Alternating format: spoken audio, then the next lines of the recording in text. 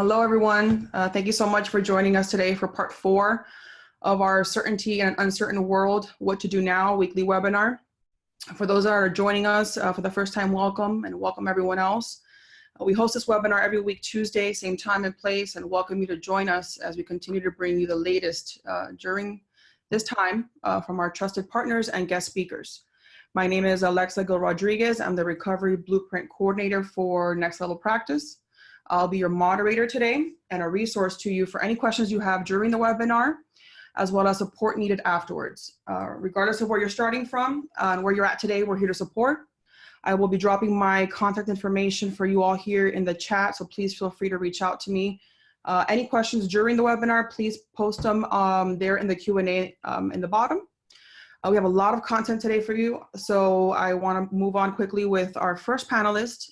He's the founder and CEO of Next Level Practice, bringing together this group to you today. It's my pleasure to welcome my colleague, Mr. Gary Kadi. Take it away, Gary. Well, thank you, Alexa, and I appreciate your introduction, and I want to say hello to my colleagues here and my fellow panelists. This is week number 4. Unbelievable. It's been 4 weeks, to get some context on this thing. I think Governor Cuomo was talking about 37 days, since they began the process. And we've been here 4 weeks, right along with, everybody across the United States. So we have a record number of people on our session today. We're going to have over 700 people, which is, it's just really growing. And it's because one of the things that we really took on was really giving you, what can you do now? So I'll just to share my screen a little bit here. What is it to do now? And there's so much uncertainty. How do we bring certainty into an uncertain world? And of course, we have my colleagues, Tanya, who is really she's the CEO of PerioProtect, but she also has become our expert in science and really understanding how to maneuver the latest in science. Bob Affleck, representing CitiBank, who, of course, we're dealing with banks and what to do with banks, and we'll get to him. And Andrew, who's been our patient communication expert, and what to do now and how to stay in communication with your patients during this time, which is very important and really an important position. And really, Steve, my future caster, my trend expert, he and I have a series that we film and we go out. It's called Behind the Mask, and Steve has his pulse on hundreds of thousands of dentists all around the world through his publication, The Profitable Dentist. And of course, Brian Laskin from OperaDDS. And Brian has really been our expert in teledentistry right now, which is really vital, now and as we go into the future. So, and we also have a special guest, and my dear friend, Wes Read, the best in the world, in my opinion. He is the founder of Practice CFO. And what I love about Wes's work is his approach and how he, goes about supporting dentists. And there's so many questions right now. And I want to thank Bob Affleck for bringing Read and Wes in. And we're going to talk about all the details. He's going to really run through the latest because, there's even things changing on a daily basis. So Wes, I want to thank you for being here. And we're going to have the majority of our session today on that. But before we get to that, I want to bring in this thought, which is knowing that this unfolding pandemic, like all crisis, will ultimately awaken our spirit, rearrange our priorities, draw us together, and inspire an everlasting compassion. And it's a very hard week.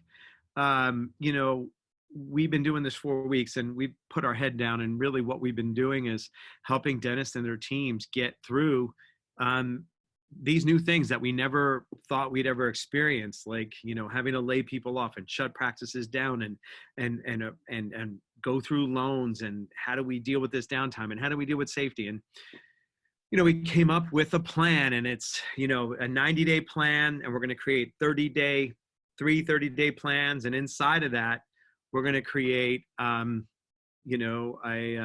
sorry, I just hit my my PowerPoint there.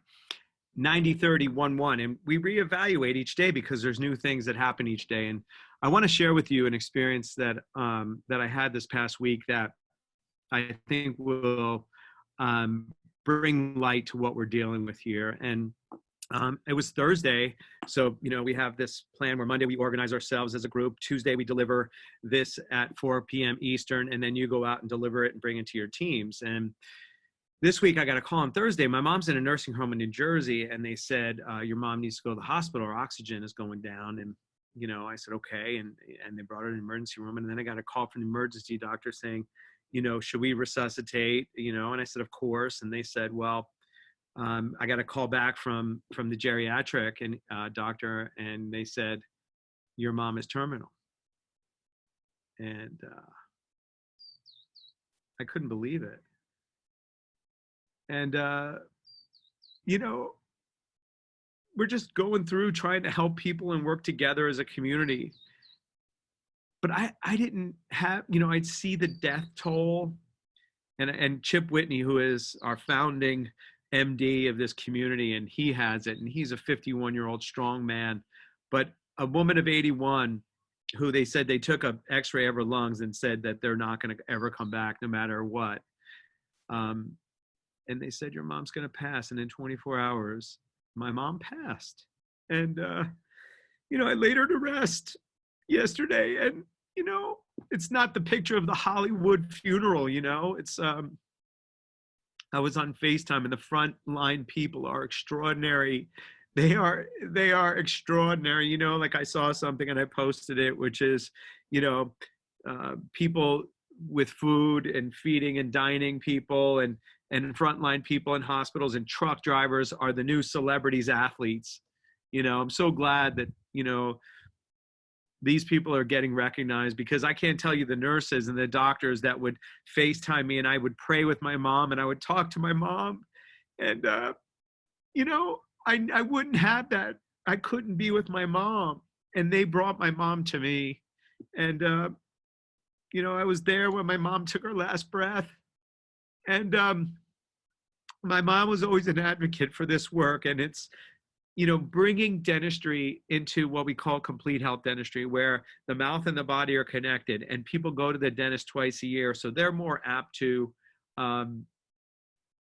go see a dentist before they see their doctor. And if we could treat them as their whole body, and that's really our mission, we can make a difference. And things like airway really matter on the other side of this. And things like, inflammatory burden, they're talking about COVID is an inflammatory burden on the system. And, we can manage that in dentistry. So I've dedicated, I've grieved over the weekend. I want to thank you all for all your support, my colleagues. I went through the grieving process, and I felt like I had to get back up and get to work today. So this is our work manifesting. We have to keep moving forward. And we're going to face things as we go through this toughest week, where we're going to hit the apex in New York City, and it's going to have a rolling effect through the US. It's important that we come together as a group, and that we stay together as a group, so that we can walk through this fire together. And we'll get to the other side. I believe that. But it's like when somebody goes down like me, I had people next to me, Tanya, Bob, Andrew, everybody on my team, all you guys, you came, and I felt comforted and loved, and I was able to get back up and walk through. There's a video online. If you know anybody who has COVID, it's like they ask you to keep moving and breathing and moving when you don't want to. And that's the message I want to bring to you today, is that we need to keep moving forward. We need to keep working together. We is greater than me. These are some of the hashtags. We is greater than me. So it's no me in this, it's we. Health is greater than disease. And we are starting a hashtag. If you haven't been on the WhatsApp group, please hashtag these things and share on the WhatsApp group. I'm writing a book right now on restarting dentistry, on what we're going to do on the backside from a safety perspective, from a patient education perspective, from a marketing perspective, from a team training perspective on what we need to be trained on. And we're going to be doing that over the next coming weeks. So be ready for that. If you're not a hashtagger and you don't have your millennial card and you're a baby boomer, use Diane at nextlevelpractice.com. Thank you for allowing me to share that. I wasn't sure if I was or not. I asked my colleagues, and I'm glad I did, because hopefully you'll hug your mom, you'll call your mom, you'll do the things that you said you were going to do with your mom and dad and family. And if you're a mom and dad, give your kids a hug, because it was 24 hours and I lost my mom. So thank you for allowing me to share that. I hope I made a difference today. I want to go out to Tanya, our resident clinical expert, that has an update on what we should do now in the area of clinical work. Please. Thank you, Gary. We are very sorry, and we send you our love, as you know. If you've been paying attention to these 4 sessions, you'll know that Gary's got a plan that's talked about safety and solvency and restarting dentistry and then surging. Right now, solvency is the issue. So this is what we're focused on. I'm honored to be here. I'm looking forward to all of the content today. When you and your teams are ready to focus on restarting and surging, PerioProtect is here when you need us. The lab is still open, but we've got an initial protocol that allows you to treat perio and inflammation without creating aerosols. And it's a great way to help patients. And then beyond that, for surging, I will post in the WhatsApp community group on Thursday or Friday a short scientific presentation that we're taping about the effectiveness of hydrogen peroxide on COVID. There's just some really fascinating new work and also old work that we're looking at from previous COVID viruses, why people think hydrogen peroxide is really effective. So thank you for that. Thank you, Tanya. Let's go over to Andrew. Andrew, what should we be doing right now with patient communication? Patient communication. So I just wanted to touch on a few things here. For one, Brian and I have been working really closely together, and as a lot of you are aware, he's the master of teledentistry. So Brian and I have come together. Dr. Genius is now offering teledentistry as a solution. So not only can we get your smart site up and start generating patients and things around emergency dentists, I'll touch on that topic in here in a second, but we can get you up and going. If there's content you need deployed, if there's reviews that you need help with, we've created a program special for this, unprecedented time we're in right now. I'm sorry, I'm tongue twisted, but we're knocking off 50% off the setup fee of $5,000. So that's down to $2,500, and we're waiving the first 2 months of service. We're also throwing in teledentistry for 60 days for free. And that gives you the pre-screening forms as well for the COVID-19. So you can go to drgenius.com/demo to take advantage of that. To touch on content, what we're seeing right now, guys, everyone knows it, you're at home. So what are you doing? You're reading, you're online, you're searching, right? Right now, we're seeing a huge spike in the search term emergency dentist. So there's individuals looking for this. I tried to share my screen, but it didn't let me. So I apologize for that. I had some Google Trends ready here, but so emergency dentist is hockey sticking right now. And compared to teledentistry, oh my gosh, it's not even a hockey stick. It's like Mount Everest. It's crazy how many people are searching for teledentistry these days. The other topic that they're searching for is coronavirus at the dentist. They're looking for this content. And it's really important for dentists to start writing about this. Can I still go to the dentist? What can I go to the dentist for, right? What dentist is open? What are the hours? So all that is being searched out there, and it's very imperative for dentists and everyone on the call to go out and provide that content to Google. Google's taking it one step further. Now, as you update your website and your blogs in regards to the coronavirus and what's going on, that's taking precedence on the search, on Google search. So that's coming up above, let's say, a Google Maps or an article that was written about dental implants, right? That was not really relevant. So this information, Google knows that it's being sought after. Thus, the individuals that are providing it are going to get get ahead of the curve, if you will, and create that authority for themselves. So if you don't feel that you're confident enough to, you know, go out there and write the content, and you don't know the first thing about how to deploy it on your website or WordPress or your blog, feel free to give us a call, 877-477-2311, or go to drgenius.com/demo and just go ahead and fill in your information. We're all hands on deck.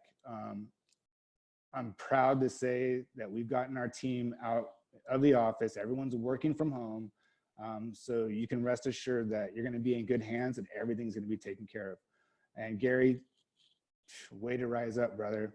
You know, to take the bull by the horns, you know, and to come out of this. I mean, I'm taking notes, bro. So I love you, and I look forward to the future and being a part of this group. Thank you. I love you, Andrew. Thank you. Brian, you want to pick up on some of the other points in teledentistry, what we're hearing from the States? I think if you could bring that in here, it would be really great for us. Thanks, Brian, for being here. And thank you, Andrew. Gary, can you unshare your screen? Oh, sure. You bet. Sorry. 1 second.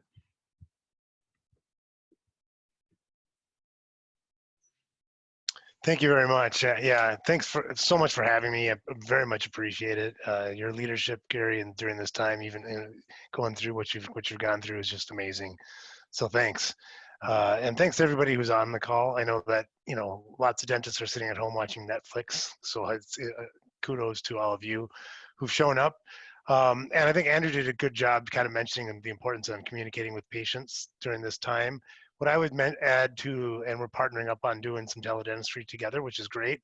What I would add is that it is now, if you haven't been on the previous webinars that we've done, you can bill for teledentistry in most states. It's D9995 or D996, coupled with another diagnostic code. However, every state is a little bit different, and they're changing all the time.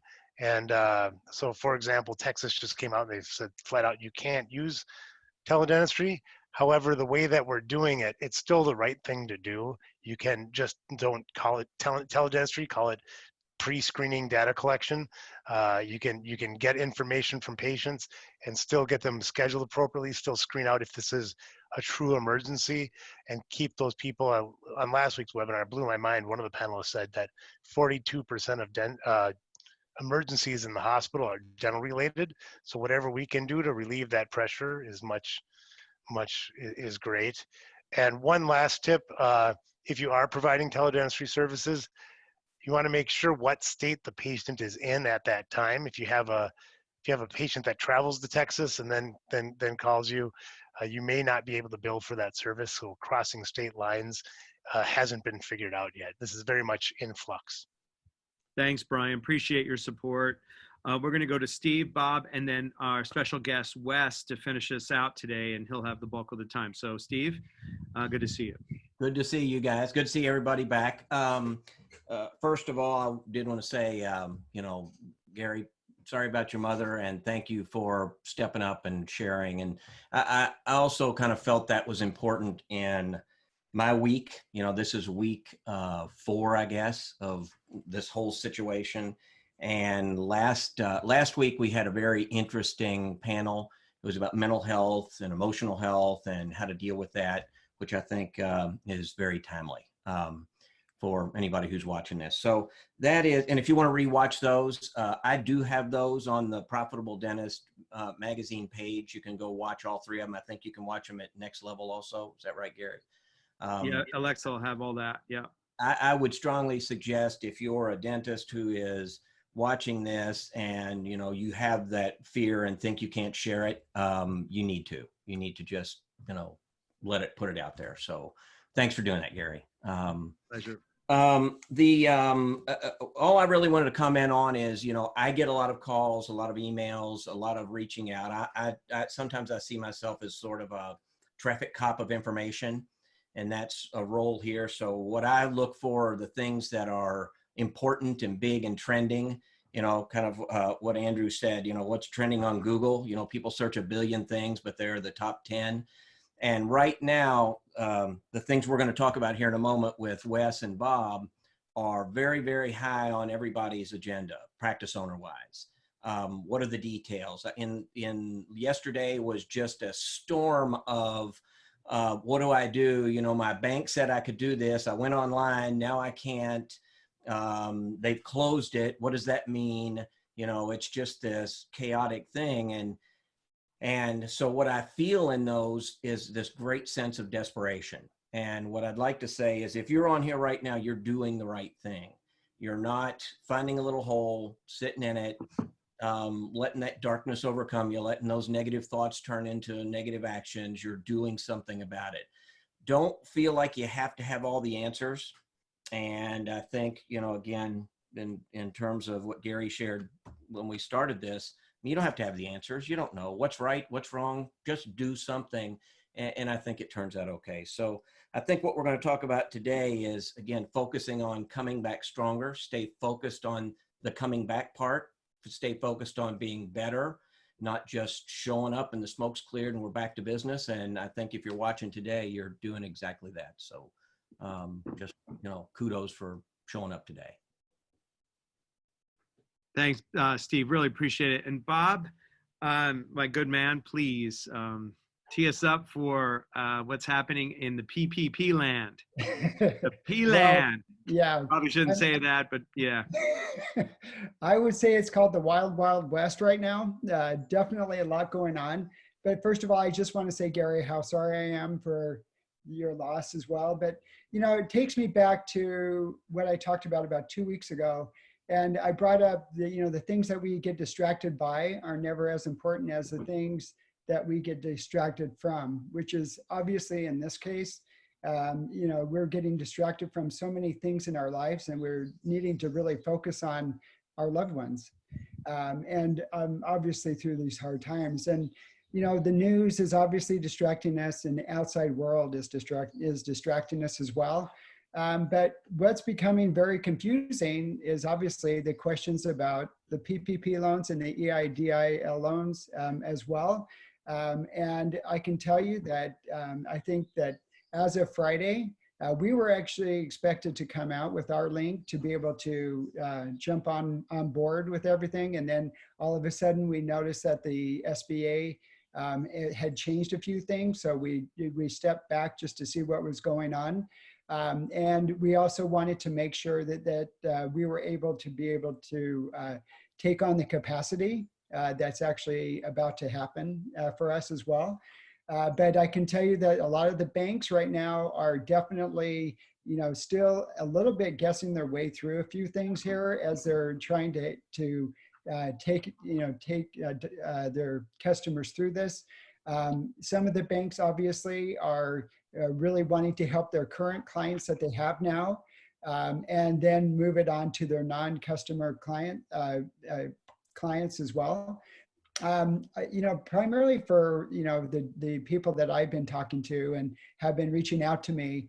I've been reaching out to other lenders to find out who else could I refer these people to get them taken care of, because it definitely is becoming a frenzy out there. And I think everybody's a little concerned. So, you know, there's definitely questions on, you know, can they apply for both the PPP and the EIDL? And then right now, you know, how long can they defer the funds as well before they actually open up their practice? So with that, I just want to say I'm so grateful to have Wes Read on today, just because of the fact that, you know, I know that he's done a lot of research as well. We're both going to try to answer as many questions as we can, but I just want to say thank you, Wes, for joining us today as well. And I'm going to turn the time over to Wes, and then we'll get started. Thank you. Yes. And just before you do, I just want to acknowledge that we have a hacker in our chat room. So we are on it. I just got alerted. We don't want to shut down today because it's too important on what West has to have. There's nothing private being shared here. We will look into the security of this. Unfortunately, this is the sign of the times in Zoom. And we've taken all of privacy very seriously. But Ryan is working on this gentleman who is producing negative things. So we're going to move to Wes. And if you do see something that is bad words and stuff, we apologize, and we're just going to keep moving forward. In the spirit of moving forward, Wes, thank you. Great. Thanks, Gary, and thanks for having me on. I really appreciate the opportunity. We have a relatively short amount of time to cover the subject, so you're going to find me move through my main content really quickly, and then try to leave some time for Q&A, which Ryan is going to help moderate that. There's a lot already coming through. Let me start by saying I'm going to move because I'm moving through this so quickly. You can access a 10-step guide that I've put together in a PDF, and it also has a video of me walking. It's about an hour-long video of me walking dentists through those 10 steps. It's on our website, practicecfo.com. And so if you have more questions, or you just want to get more granular with the content, I recommend you just go to practicecfo.com, go to our blog, and where there's a resource section, and you'll see our COVID-19 resources there. We have a whole lot of them. We've been doing almost daily emails to keep our clients current with what's happening, what our interpretation of the regulations are, and just really trying to help them stay on top of it. And of course, we package that in a presentation or a PowerPoint here. And I'm going to go over that with you today. A little bit about us so you know who we are. We are helping doctors thrive financially by integrating their business and personal financial planning with their accounting, tax, and payroll into a single harmonized plan. So we are first planners. We're CFO, as you know, stands for Chief Financial Officer, and in concept, that's the role we play, a strategic position or a CFO for dental practices. We have 22 employees. We're in about 16 different states and work with anybody in any states. There are 5 of us CFOs here. The CFO is the liaison between the doctor and the rest of the team to help construct a strategic plan around their cash flows and taxes and debt and retirement planning and 401k, et cetera, into one harmonized plan. And it's what we do every day, and we love doing it. Okay, let's jump into step number 1 of our 10-step process. Step number 1 is determining the minimum amount of cash you need to get through the next 6 months and define the target amount of loan that you need. What's happening is everybody's it's a run on the bank, and everybody hasn't really lifted their head to say, what do I really need? Instead, they're saying, oh, I hear there's forgivable money. Let me go jump on it. And it may be forgivable if we time things right and if the government's money doesn't run out. However, it's really important that you really see the forest through the trees on this. And so step number 1 is we have this table. It's in my 10-step guide as well to help you calculate what's a reasonable amount of loan that you need to get through the Corona era. And here's how I've defined it. There's no perfect way of doing this, but you take your facility, debt service, your skeleton staff, which is what you need during your time of office closure, doing just the emergency treatments, and then your personal budget. And you take each of those monthly amounts and you multiply it by a factor. Now I put facility and debt service by 6. You're likely getting some deferment there. So we project that out a little bit farther. And then you have to subtract out the amount that you have deferred from the bank or rent that's been abated to equal on this right-hand column, what are the reserves required for that category? Now I know there's other expenses, but I'm just trying to get some of the big sort of modules of your overall cash requirements and put them in a sum. And when you sum up those 4 categories, you get to what I call your disaster cash. And that's A, your disaster cash. What's the cash you need to get through this? But we don't want to come out with 0 money in the bank. So you want to add back to that, what is your normal working capital required? So if your disaster cash to get through these next 3 to 6 months is $80,000 and you typically need $70,000 in working capital at any given moment, then really your total cash required is $150,000.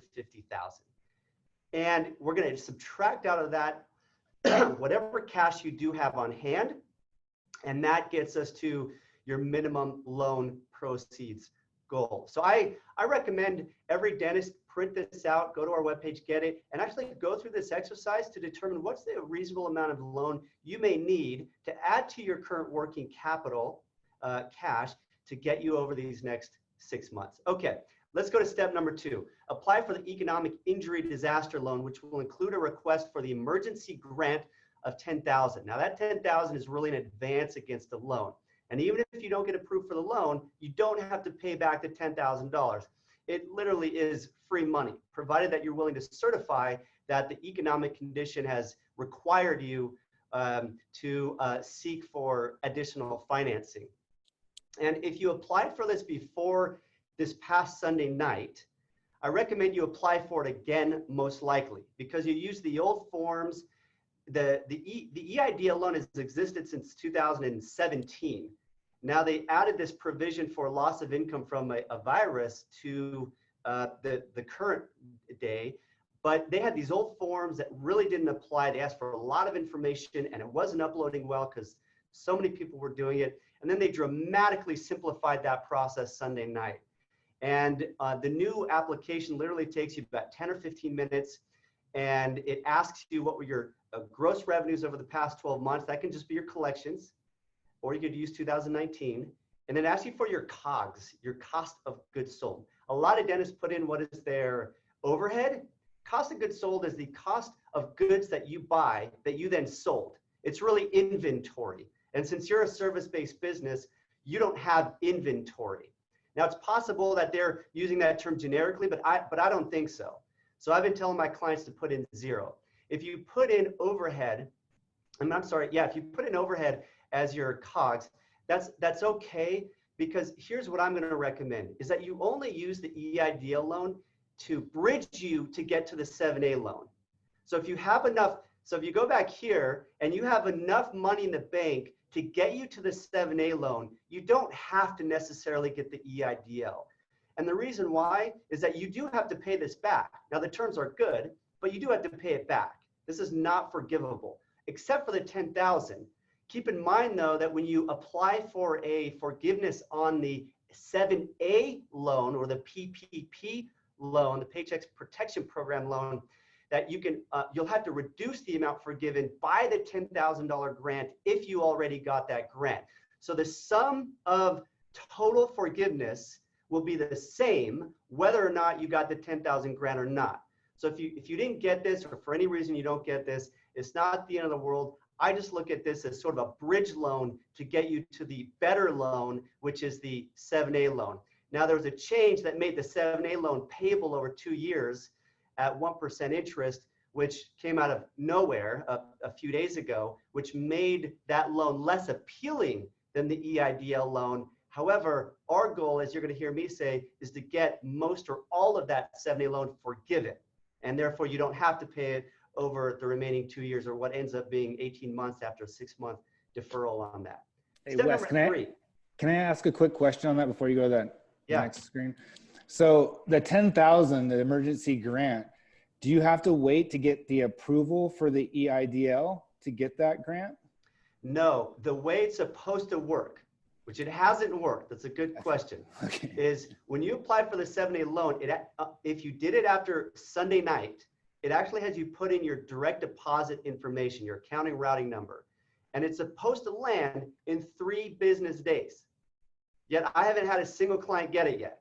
So what they told me today is now you have to wait 2 to 3 weeks for the EIDL to be approved.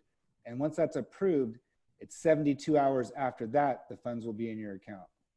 Okay, thanks for the update. That's why I love these webinars. I've done like 6 in the past week, is because I actually get real-time knowledge in the webinars themselves. So thank you for that, Andrew. Yeah, that was like 5 a.m. this morning. Well, that's good to know, because I actually applied just for the grant myself and I haven't seen it. So now I know it's going to take a little bit of time to see that money come in, and I can share that with our clients. So I appreciate you sharing that. Okay, on to step number 3. Decide what to do with each employee during office closure. So number 1, what's the cash we need? Number 2, apply for the EIDL if we need bridge money to get to the 7A loan. Now we sort of got that out of the way. Let's go on to step number 3. Now notice I haven't said apply for the 7A loan yet. although we're going to talk a lot about that here in a moment. And it's totally fine, maybe even preferential if you did, because of some sort of changing landscape on that loan, which I'll talk about here shortly. But step number 3, decide what to do with each employee during office closure. Let me caveat by saying I'm not a labor attorney. I've spoken to a number of labor attorneys over the past week, and I feel like a labor attorney over the past couple of weeks. But here's what I'm recommending is that number 1, option 1, you got 3 options. Option 1 is you terminate them. And this is really a permanent termination where you're just saying goodbye, thank you for being a part of our team, and I never want to see you again. And what I mean by that is if there are people on your team who are not a good fit and you've been wanting to sort of shed them for some period of time, but you're worried about wrongful termination or, you know, some reason or other, now is sort of a free ticket, really, is you can let somebody go who's just not a good fit. And as I'm sure Gary and his team has mentioned over and over and over, your team is what can make or break the success of a dental practice and how they work together. And if there's somebody who just isn't playing well with the team, this might be a good time to take advantage of that. So what do?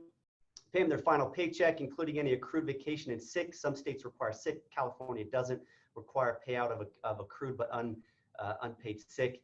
And that second part, note that paying out vacation and or sick in their final paycheck does not prevent them from being eligible for unemployment income. And then they can file for unemployment and will be fully eligible. And use this option for employees who've been wanting to terminate already, but perhaps couldn't for extenuating circumstance. Option number 2, put them on furlough. Now for furlough, there's nothing, there's no direct activity you have to do. It's just, you haven't fired them, but there's no work and they're getting no hours. They're just at home waiting for you to bring them back on board. So they stay on payroll as current employees. You don't need to issue a final paycheck with their accrued pay time off. They just don't have any hours. These employees could also apply for unemployment income. Previously, under this sort of circumstance, they couldn't. Well, now they can for a period of time. And use this option for employees you wish to resume once operational. And next, keep them on payroll. This is option number 3, and really this is your skeleton team. You keep them on payroll, you pay them at a reduced pay. For salaried employees, determine the amount of hourly pay they would get and then just pay them by the hour. That's okay from a labor law standpoint as far as I understand it. Keep in mind though that anybody that is on payroll for your skeleton team, even if they're on a dramatically reduced payroll, that they're going to see a phase out or a partial phase out or a complete phase out of receiving state unemployment. Depending on the state you have, it ranges from about $230 a week for state unemployment all the way up to Massachusetts. It's like $1,400 a week. California is about $450 a week is the absolute max. Now, what they've done is they've added in the CARES Act a provision whereby the federal government will add $600 to anybody who is eligible at the state level, which I don't believe phases out unless they don't receive $1 of state level unemployment. In other words, as far as I've understood this and talking with people and labor attorneys, if you receive $1 of state unemployment income, you're eligible for the full $600 of federal, which is administered through the state, but that extra $600. So in California, $450 is the max. If you're not working at all and you previously were earning about $3,800 a month or more, then you're going to qualify for the full amount, which is $450 plus the new $600, which goes through, I believe, July 31st. That's $1,050 per week. That's almost $4,500 per month with a 4.2 weeks per month schedule. That's really good pay. One of my main things here is that you don't have to feel terrible by putting your assistants or your front office or even your hygiene. They probably made more than that, your hygienists full-time, but still, the government is paying them almost $4,500 in California, something similar in most states, just for being at home watching reruns on Netflix. What I would do is tell them, I can't put you on payroll, but I care about you, so I've researched what I believe you're going to be able to receive from Uncle Sam. Here's what it is, and you can sort of convey that for them. Then I would let them apply with the state. I wouldn't recommend getting in the way. some states have a program where you can apply sort of on behalf of your staff, and there's a lot of nuances about that. I would just let them apply on their own. Okay, so in this step, here's a table I have in my 10-step program where you just write out the names, what you're doing with each person, and then what did you communicate with them to establish the right expectations.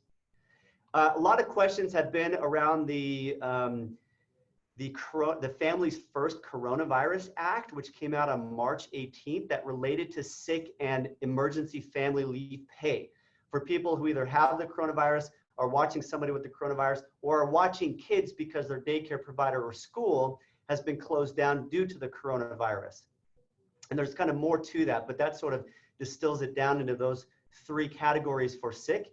And then the 1 category for emergency family leave is just if the school or your daycare provider closes down. And a lot of people have been concerned, thinking I'm going to have to pay up to 2 weeks on sick and up to 12 weeks on family leave because my hygienist has to stay home and watch their kids. Well, a couple things. This paragraph you see right here is from the Department of Labor's website. And it says that if the worksite was closed down before April 1st, can I still get sick or family leave? The answer is no. And it's not just if your office was closed down, if it's you don't have any business. You can see this section down here. Lack of business or because it's required to close pursuant to a federal, state, or local directive, then you do not need to pay that. However, once you resume operations, let's say that's, I don't know, let's say that's June 1st, you're back in business and you want your hygienist to come in and your hygienist says, I can't come in because I'm still watching my child who's out of school for another 3 weeks until summer starts. Well, during those 3 weeks, when you're back in business and you want them there, meaning you have work for them, then you would have to pay them $200 a day during that period of time. Once school's out, then that's no longer applicable because then it's on them. So that's really important. Or at that point, you could say, hey, hygienist 1, I still don't have business for you. So I'm not going to pay the emergency family leave. And then you just go to your hygienist number 2 and you do have business for them. There's some sort of, I don't know if there's some sort of anti-discrimination laws around that, but as far as I can tell, you can sort of cherry pick which ones you want to claim that you have work for and which ones you don't have work for. And the ones who you don't have work for, you would want to use that for those who have to stay at home. Unless you want to pay them and support them, I don't want to discourage that either. Okay, hopefully that answers most of your questions around the sick and emergency family leave. I've already discussed about the unemployment income. Notice the second bullet point here, that the government is also going to direct deposit in their account $1,200 per adult in the home and $500 per child if they make married filing joint under about $175,000. Single, it's about, I think, $75,000. And so that in addition to that, roughly $4,000, $4,500 a month, they're going to get this as well. Again, they're pretty well taken care of there. And should you go on unemployment yourself, doctor? Got this question a million times. Well, it's up to you. A couple things to consider. Number 1, if you do, you've got to shut off your payroll entirely for you. And if you're going to file for your spouse, I wouldn't file for kids if you have kids on payroll, just possibly you and your spouse. And if you're at work earning, if you're doing work, a lot of state applications say, were you working even if you weren't paid? And if so, it disqualifies you from receiving unemployment income. So it's not just pay. The other thing that's a little confusing for all U.S. corporations who get W-2 and you take draws, it's not clear whether your draw is considered income. Even though the application with your state may not ask about that, that's a little bit unclear. If you're pulling money from the corporation, I would think morally you're still paying yourself and therefore would not be eligible for that. Another thing to consider is that if you pay yourself, it's going to just increase your unemployment insurance rate a little bit, which applies to all of your staff, which is probably going to stay that rate for a number of years. So most likely you're going to end up paying for it in the long run through an increased unemployment insurance rate that in California is applied on the first $7,000 of everybody on payroll within your company. In other states, it's very similar as well. So let's go on to step number 4, conserve your cash. Here's just a bunch of bullet points. Number one, furlough your staff other than those you need for your skeleton team. Number two, adjust your payroll if you're established as a corporation. Don't be remitting taxes right now. Federal or state income tax, the government said you don't have to. Don't pay your 2019 taxes as well, or make any quarterly estimates.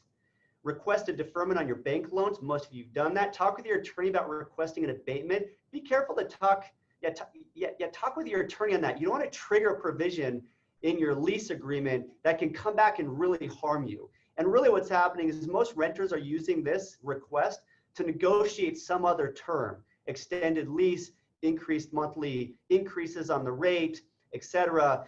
Landlords are usually pretty savvy about that, but it's worth definitely asking. If you don't ask, you'll never know. Avoid paying vendors that aren't giving you a direct support through this crisis. Now, a lot of people are. I know Gary, Kadi, and his group are. I know I'm working 30, 40% more right now because of all of this. Some of these people are supporting you. That's great. But people who are just sort of totally in the background, maybe defer that. As a last resort, you can stop funding your retirement plan. However, with the market decline, we advise our clients to continue funding their 401k. Most of my clients still are, and I love it because the S&P is still down 27 to 30%. Great stocks are down 40%, 50%. This is the time to not turn it off unless you absolutely have to. You could consider offering a discount to your patients if they prepay for treatment now. I did that with my own dentist and gave a 20% discount there. I thought that was a real creative idea. Note that federal direct student loans are receiving a 6-month automatic deferment. If you're not seeing that, just call your loan servicer and they will do that. Then you could check with your city's website to see if there's any financial aid programs going on as well. So that's step number 4, conserve your cash. Step number 5, start scheduling your patient appointments even if you don't know when you'll resume operations. So you have to try to ballpark that. This quote from Wayne Gretzky is so applicable. I skate to where the puck is going to be, not where it has been. So start projecting out, when do you think you're going to open? And even if you have to reschedule some of those because you scheduled them too early, no problem. But be in communication with that. It was either Gary or I can't remember, Andrew, who was talking about that. Really important to keep a connection going with what I call your stakeholders, which is your staff, your consultants, and your patients. Use your skeleton team to be reaching out. Send out letters to all your patients outlining your office procedures to maintain a clean, sanitized office with the highest level of sterilization procedures. Help them feel comfortable to come back to your office. Personally reach out to your patients to check in on them. A lot of my clients, I say, hey, have you called your patients? And most of them say no. I say call them, especially the ones who have important treatments coming up, and say, how are you doing? Are you feeling any pain? Let's get you scheduled. We don't know when we're going to open up, but let's try to ballpark a date and get you on the calendar and use this time to show your patients that you're really going out there and still thinking about them. Do the same thing with your staff as well. Okay, let's jump into the 7A loan. Step 6, apply for this loan shortly before you're permitted to resume operations. I'm going to talk a little bit more about timing here in a second, but here are just the basic terms. Most of you know this at this point. It's 2.5 times your average monthly payroll. Exclude any individual staff wages in excess of $100,000. And before it said include 1099 independent contractors was okay. Now the SBA came out and said, no, you cannot include 1099 independent contractors. One person asked, do I have to have my staff on payroll at the time of applying for the loan? No, it's totally irrelevant. You don't need a single person on payroll, not even yourself.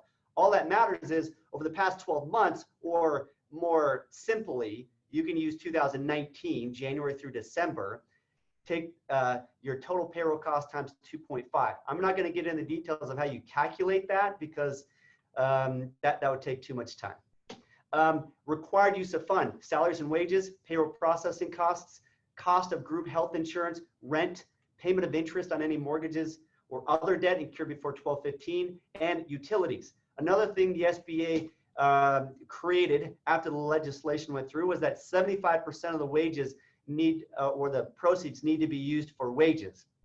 Now, what I'm going to say is if you can time this right, you get the proceeds, and as soon as you have the proceeds, you rehire everybody. If you do, it's going to cover it could cover 2.5 months of payroll, assuming you re-engage everybody. And that's the whole point of the Paychecks Protection Program, is that you bring everybody back on. So it should be pretty easy to use 75% of the proceeds on wages, provided that you do so, that you re-engage that team. The terms were 4% and under 10 years. SBA changed that 1% and 2 years. Loan underwriting requirements, basically you're in operations on 215 and you certify and you have a moderately decent credit score or a moderate credit score. I don't know what it has to be, but they do look at your credit score. The amount of the loan that can be forgiven really is up to 100%, but it's reduced by any amount of staff or total staff, not any individual staff, but just total staff headcount that you do not resume after or bring on after receiving the money. And then anybody that you do bring on, just make sure not to give them more than 25% pay cut, because that too will reduce the amount of forgiveness. Let's look at a couple of other things. So on timing, ideally you apply for the 7A loan shortly before you resume operations. So let's say you can resume on June 1st. Before I was saying May 1st, but from what I'm getting, what states are saying, it's looking like it's going to be end of May, maybe June 1st. I don't know how long it's going to take to process this loan. Maybe Mr. Bob Affleck could comment on how long it will take for banks to process this loan. Bob, do you have any idea what the approval process timeline is going to look like? I would just say with the amount of applications that everyone is receiving right now, you know, there's supposed to be a specific turnaround time for these, but I can tell you right now, I cannot guess even how long it's going to take to get these out, just because of the thousands of applications they're getting right now. Okay, that's pretty much what I'm getting from various banks. So Bob, you and I have spoken with others at Citi, I've spoken with others at Wells and Bank of America, and it's basically the consistent message there. Now, Wells opened up their application. I think they did too soon and they simply didn't know how to handle the intake. That, and Wells Fargo also is paying is in a power play right now with the government to lift the cap on their assets, and they're basically shutting it off until the government is willing to remove that. So they're actually being pretty savvy about this, even though it's really harming or affecting a lot of you who have relationships with Wells Fargo already. So stay tuned on that. My bet is that in the next week they're going to reopen that back up. Gary? Yeah, Wes, just an up to the minute update. We had our first approved practice today. So that was the first one that I've heard. Which bank? I didn't get the bank and I should have. I do have an update on Bank of America. Mine is I had to resubmit one of the forms. So I submitted mine. They needed one more form. And my banker told me, and he's the VP in Carolina, that they're saying same day approval that we will get funded. That blew my mind. I didn't expect that. But that went against what I heard, and this wasn't Bank of America, it was a bank in Kansas, that they got approved, but they don't know when they're going to get funded. But according to Bank of America and a high up executive, the day you get funded is the day you get approved is the day you're going to be funded. That's what I heard today. They had 200,000 applications as of this morning, 38 billion in revenue. So that's 10%, and that's Bank of America. So there's still, I was kind of exciting to hear that there's a big, it's only 10% of the overall, and Bank of America is probably one of the biggest. I did hear that Wells Fargo shut theirs down, like you just mentioned. They were shut down, and Chase was waiting till today, I believe. So that's the latest that I have from a senior executive at B of A. I think thanks, Gary. I think different banks are approaching this differently. Some banks are saying, hey, we want to have our process firm and in place, like Citi. I think Citi's doing that. They're very methodical about how this is going to work. And other banks are just sort of open it up, and it's like fire, ready, aim approach, and they're trying to deal with the outcome of that. And that's why they had to close it out, because they realized it probably wasn't the best approach there. But another key thing was Bank of America did that, and there was this one form that had open fields, but when you typed on it, you couldn't put the information in. Excuse me. So they redid that, and now you're able to do the field. You have to actually you have to lay out each aspect of the details that you didn't want to go over earlier, which would take too long. That's what held up mine. So that has been fixed now in the B of A loan app. Yeah, we've been doing this for all of our clients, filling these out. It's been our nonstop activity here over the past few days, and we've just seen how different banks they're struggling to determine how to really calculate the what is payroll cost. That's one of the confusion. And then the other thing too is they're requiring a packet of different things to support it. Even though the bank doesn't have to verify it, they're still wanting a packet of various things to support the amount on the application. And so we just find if you have a CPA who sort of really knows your stuff, maybe they can help prepare or put a lot of that together. And just a heads up, Wes, you have 5 minutes left, so I want to make sure that you can get in the key points of the rest of your steps. Okay, great, thanks. On the timing, since I know everybody wants to know about this, you've got to have the funds by June 30th, and again, we don't know how long it's going to take. I suspect it'll take 3 weeks or so to fund, maybe 4 weeks to fund. Here's what I think is going to happen. The problem is if you receive the funds, but you can't open up doors yet, that currently as the law stands, you're not going to get forgiveness because you don't have your team back on payroll. Now you could put them on payroll and then they just sit at home watching TV, and what all you're doing though is you're converting the loan into unemployment income by doing that. So it really defeats the whole purpose. So I'm typically saying I think there's going to be more gunpowder. There's already the government saying they're going to do another round of stimulus here for small businesses. Yeah. The safest bet would be to apply now. I get it. But maybe the more prudent bet would be to go ahead and wait. The only reason I'd say maybe go and apply now, if I were a dentist, is because I think they're going to come out and add a provision that says if you're not able to be in operations by law, then it's the later of the day you receive the money or the day that you can reopen. That's what I think is going to happen. And to touch on that, Wes, to back on slide 4, when we're talking about deferring, maybe their mortgage payment on their house, right? As a dentist, you touched on a great point. The federal government says you can't really practice right now. I think that one of the other options, and I've been exploring this a little bit and researching, is I think these dentists, and especially where mortgage rates are at and where they're going down to, is apply for a loan modification, screw the refinance and all the closing costs and everything associated with that. Now is the time to take advantage of getting that mortgage, that they're in right now, getting that thing modified into a lower interest rate. And if they're in an adjustable rate mortgage because they're self-employed, lock that thing in. Because deferring it out for 3 months, they're going to be hit with 3 months of mortgage payments in 90 days. Yeah, typically the interest is accruing at that time, and maybe the banks will allow a refinance, which could really drop the payments, and then also do the 3 month. Not very good comment there. Thank you.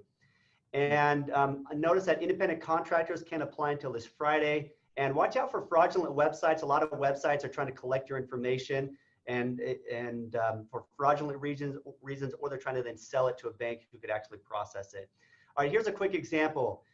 I'm going to pass on the example for lack of time.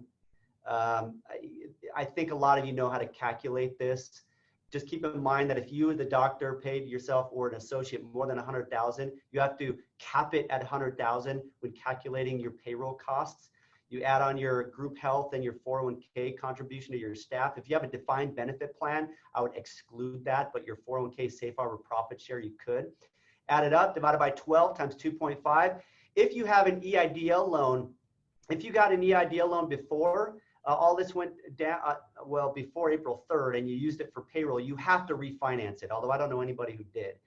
But what I'd say is when you get the EIDL, before I said go ahead and refinance it in, now I'm saying don't refinance it in. So ignore my PowerPoint here because I just learned of the change to a 2-year. The EIDL loan term is a 30-year, so sort of ignore that. Step number 7, upon receiving the 7A loan proceeds, make sure you've re-engaged your full team. We spoke about that. I'm going to skip this section on how you calculate the forgiveness. Let me just distill it down by saying that You want to rehire, this is just really important. You want to rehire everybody so that you have the same number of FTE. FTE stands for full-time equivalent. Use 30 hours. If they're more than 30 hours, that's a full-time person. If they're 15 hours and you have two 15 hours, the sum of the two part-timers is 1 FTE. So add up all of your FTE in a given week. Add up all your part-timers in a given week, divide it by 30, and that's the number of FTE to add on to your standard FTE. And the bank applications are going to help you calculate that.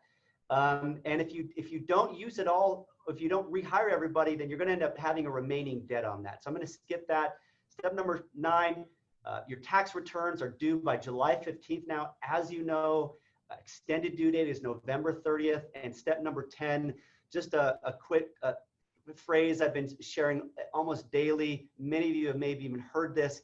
Never let a serious crisis go to waste, or as I like to say, never let a good crisis go to waste. And this is a crisis right now. And how can we not let it go to waste? It's just a good time to reevaluate a lot about both ourselves, and Gary just gave such a touching set of commentary there in the beginning about his experience with his mom. And for all of us, this is really a time to reevaluate how we approach our relationships, number 1, but also number 2, as the CPA, how we approach our practice finances, how we approach our budget, and what's our relationship with money. How well prepared are we with our emergency reserve fund personally and our working capital in our business? If we're driving around that nice Tesla, but we don't have an emergency reserve fund, I'm telling you, you got it backwards. You got to get those walls of security in place, because you'll sleep better, you will feel better, you will be able to endure periods like this better. Prioritize the way you spend your money, because it tells you a lot about the values that you have in your life. And this is a good time to be doing that. It's also a great time to be building goodwill with your staff, which is counterintuitive maybe, but be in communication with them. Let them know you care. Same thing with your patients as well. With that, we can move to Q&A. We're actually at time, Wes, unfortunately. Okay. We'll invite you back if you'd like to join us again. We put your information in the chat box so people can contact you directly. I want to say thank you so much to you for your generosity and your you're just wealth of information and accuracy. Thank you for your company and Greg and all the advisors you have. We're very grateful for you. Thanks, Gary. You bet. And to my fellow colleagues and to all of you in the community, my sincere gratitude for your kind wishes and support and love. And I'll leave you with my favorite quote, which is, never doubt that a small group of thoughtful, committed citizens could ever change the world. Indeed, it's the only thing that ever has. So let's stay together and we'll walk through this together. All my love to you, and I'll see you next week. Gratitude.